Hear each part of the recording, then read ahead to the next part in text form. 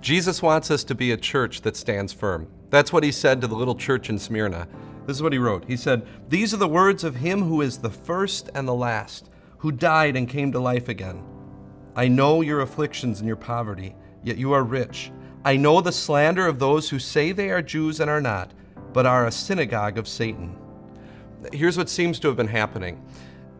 In the first couple of centuries, emperor worship was the official religion of the empire. In the eyes of the Roman government, though, the Jewish religion enjoyed legal status, and they viewed Christianity as an offshoot of that religion. But it seems that some Jews from Smyrna went to the government and made an unfair caricature of Christianity, of what they believed and what they taught to the government, so that it would be declared an illegal religion. And what made matters worse is that Smyrna was one of the centers for emperor worship. And so Christian shopkeepers were being avoided. Economic discrimination was keeping those Christians very poor. Jesus is saying here, as a result of following me, yes, hard times will come. But then he follows it up with some of the most beautiful words in all of Scripture. He says this, "Do not be afraid of what you are about to suffer." Just think of the other times he said that.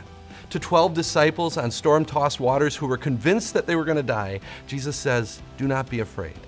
Do you remember how that turned out? Suddenly safe and sound on the other side of the lake, not a scratch on them.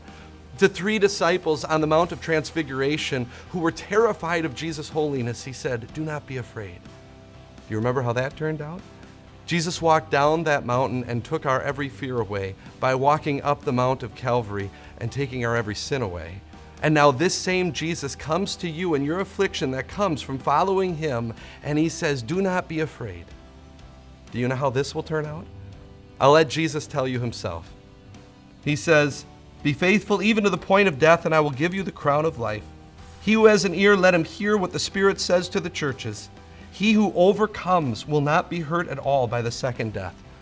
You know the word that Jesus uses there for overcomes. It's the Greek word Nike. It means victor. In other words, on the logbook of heaven, dead is not going to be listed behind your name. Instead, a totally different word, Nike, will be there, victor.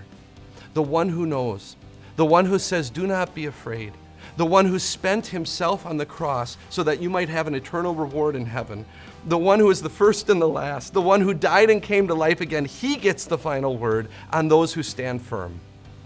And it's victor. May God make us a church like that, a church that always stands firm. I pray that these Your Time of Grace videos have been encouraging to you.